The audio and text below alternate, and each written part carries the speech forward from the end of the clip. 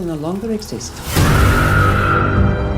What happens when a ballerina is forced into a dark world of espionage and seduction? Secrets unravel, alliances crumble, and survival becomes a deadly game. Watch till the end to uncover the shocking twists in this gripping tale. Take off your clothes.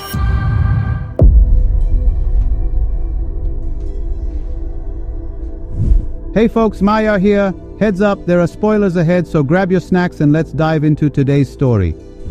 The movie starts with Veronica, a ballerina at the Bolshoi Theater in Moscow. The theater pays for her service apartment and covers the treatment of her sick mother. At the same time, Nate Nash, a CIA agent, receives an encrypted message from his informant about a meeting in Gorky Park, Moscow. Nate arrives under the guise of a trade advisor. The meeting is disrupted by a squad of police patrolling the park. To divert the officer's attention from the informant, Nate opens fire with a pistol. He begins to flee from the police, eventually seeking refuge at the U.S. Embassy in Moscow. Meanwhile, at the Bolshoi Theater, Veronica's partner accidentally lands on her leg during a performance, causing her to suffer a compound fracture. 3 months later, Veronica meets her uncle, Ivan Igarashi, who visits her.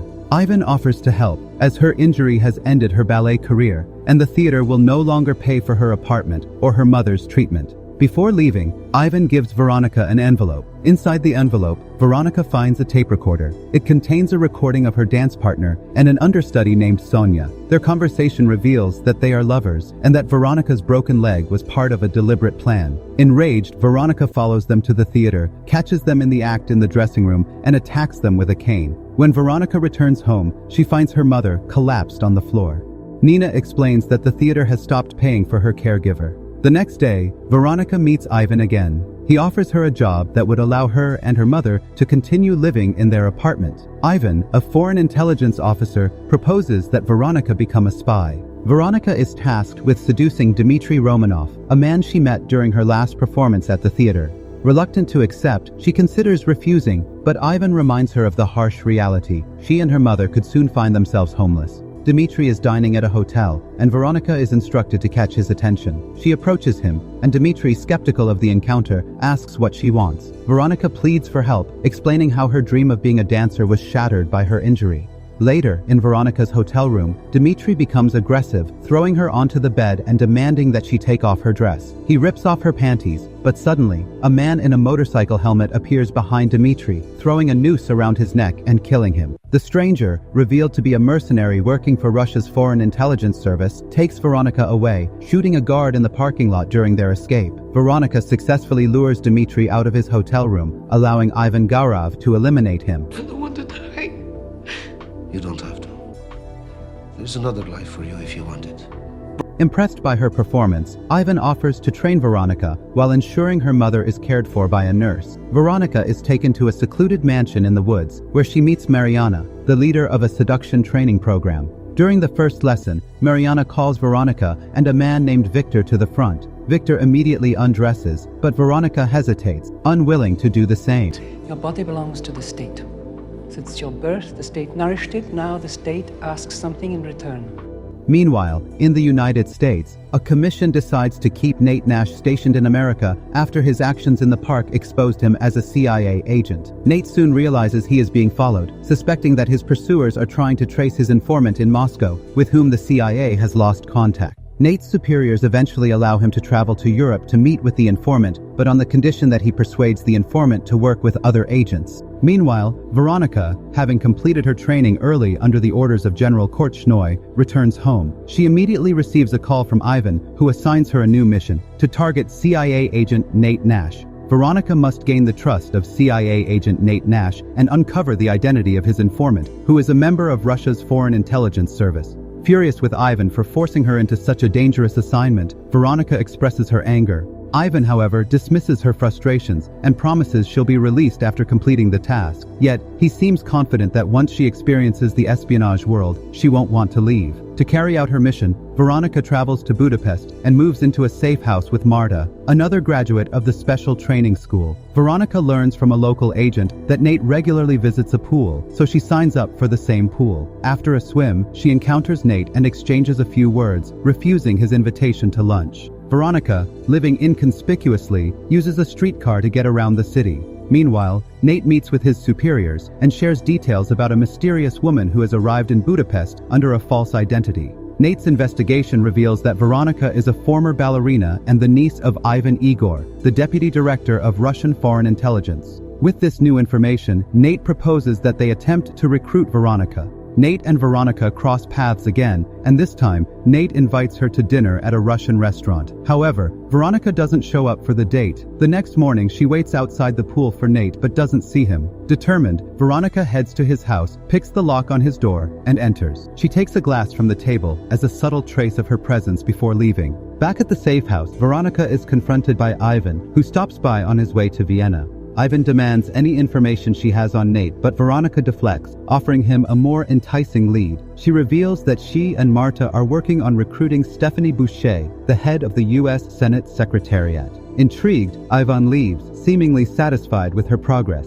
However, tensions rise when Marta pulls a gun on Veronica, declaring that she won't share the glory of recruiting Stephanie. Marta claims this operation is her own, and she doesn't need Veronica's interference. Desperate, Veronica pleads for understanding and reveals a harrowing truth. Dmitry Romanov was murdered in front of her eyes simply for revealing a secret to Marta. Veronica has effectively signed her own death sentence. Upon returning from a trip to Vienna, she discovers Marta's lifeless body in the bathroom. Suddenly, she is attacked by the same mercenary who previously killed Dmitry Romanov. The cleaner chillingly states, "This is what happens to those who spill secrets," before sparing Veronica and leaving the apartment. Meanwhile, Nate meets with his superiors and shares a new message from Marble, the informant in Moscow. Marble has provided Veronica's personal file from the special school, revealing that its graduates are known as sparrows. Despite this revelation, Nate remains determined to recruit Veronica as a double agent. Later, Nate encounters Veronica at the police station, where she is being questioned regarding Marta's murder. He brings her to his place and questions how her uncle, Ivan, could have sent her to a school where students are forced to use their bodies to gather intelligence. Veronica explains her grim reality. She witnessed Dmitry Romanov's murder, and the special services eliminate all witnesses. She was left with two choices: death or enrollment in the school.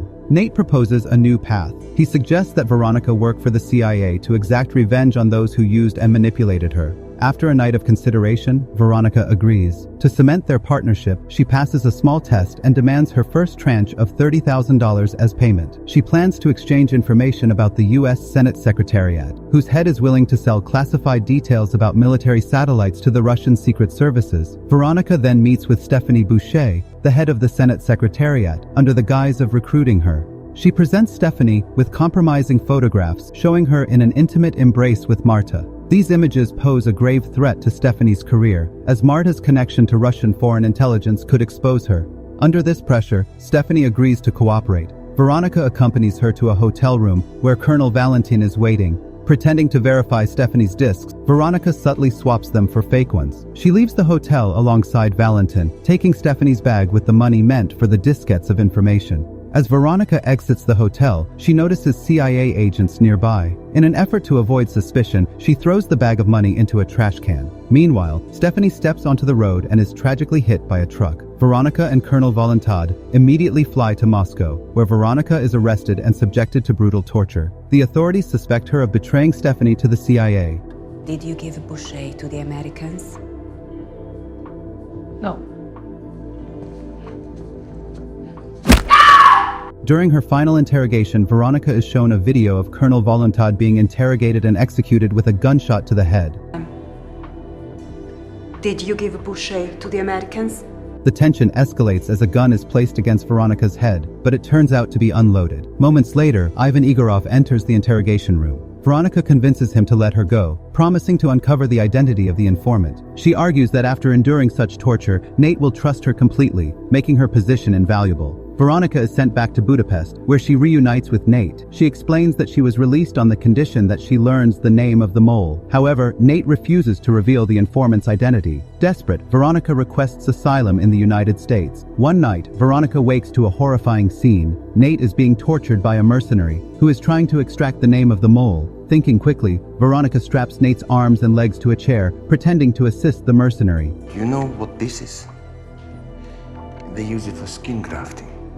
Taking a skinning machine, she begins torturing Nate herself. When the mercenary is distracted, Veronica seizes the moment, striking him with the machine. She then frees Nate by cutting the clamps on his arms and legs. Together, they fight off and ultimately kill Matt Oren, the torturer. Waking up in a hospital, Veronica meets General Korchnoi, who admits that he is the informant, Marble. He opens up about his tragic motivations, sharing the story of his wife, who died because a high-ranking Russian official refused to allow an American doctor to perform a life-saving operation. He also recounts his father's oppressive service during Stalin's era, revealing deep scars from Russia's history. Korchnoi presents Veronica with two choices. She can turn him into Igorov, completing her mission and returning home, or she can expose the general as the mole, becoming a hero in Russia and clearing her name of any suspicions of double espionage. By choosing the latter, she would continue passing secret information to the Americans under the guise of loyalty to Russia. Instead of General Korchnoi, Veronica's uncle, Ivan Igorov, becomes the scapegoat. The general, unafraid of death as long as it has meaning, admits that he sent the mercenary to Nate's apartment to test Veronica and see where her loyalties truly lie. After escaping from the hospital, Veronica contacts her superiors in Moscow via the Russian ambassador in Budapest. She claims to know the name of the mole and offers to reveal it in exchange for being swapped for the informant and allowed to return home to her mother. An exchange is arranged in Budapest. A helicopter arrives, carrying the alleged informant from the Russian side. However, in a shocking twist, the supposed CIA informant is not General Korchnoi, but Ivan Igorov. Veronica had set him up. She stole a glass with Nate's fingerprints from his room and planted it in Igorov's apartment. Veronica then falsely reported to Russian authorities that her uncle was the CIA informant. During the search of Ivan's apartment, the glass with Nate's fingerprints was found. Nate, knowing full well that the real informant is General Korchnoi, who has passed valuable intelligence to him on multiple occasions, deceives the Russian special services. He supports the narrative that Igorov is the mole, playing along with Veronica's plan. During the exchange, Veronica is taken aboard a helicopter and escorted away, while Ivan Igorov is executed by a Russian sniper upon their return to Moscow. Back in Russia, Veronica is hailed as a hero and presented with a prestigious award. Among the crowd applauding her is General Korchnoi, now safe from exposure. Sometime later, back in her apartment, the phone rings. As classical music plays softly through the receiver, Veronica realizes it's the signal. Nate Nash is reaching out to her, continuing their connection amidst the treacherous world of espionage. And that's how the movie ends. So that's it. If you enjoyed this movie, share your thoughts in the comments section below. And don't forget to check out the recommended movie on your screen right now. Watch it and join Mahi's Movie Recaps.